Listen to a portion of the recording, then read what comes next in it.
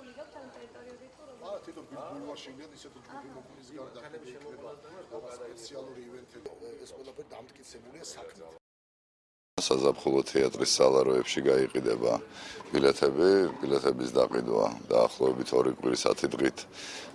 ადრე დაიწყება, ამიტომ პრობლემა არ შეიქმნება ამ მხრივ ვისაც ენდომება ფესტივალზე დასწრება მე დარწმუნებული ვარ რომ ყველა უდიდეს სიამოვნებას მიიღებს გარდა მხოლოდ ასე ვთქვათ საიმიჯო და კულტუროლოგიური მნიშვნელობის ძალიან კონკრეტული ფინანსური და ეკონომიკური მოგება სნახულობს ქალაქი, რეგიონი და ქვეყანა. ზუსტად ესეთ ჯგუფები ჩამოყავს, რომელიც მართლაც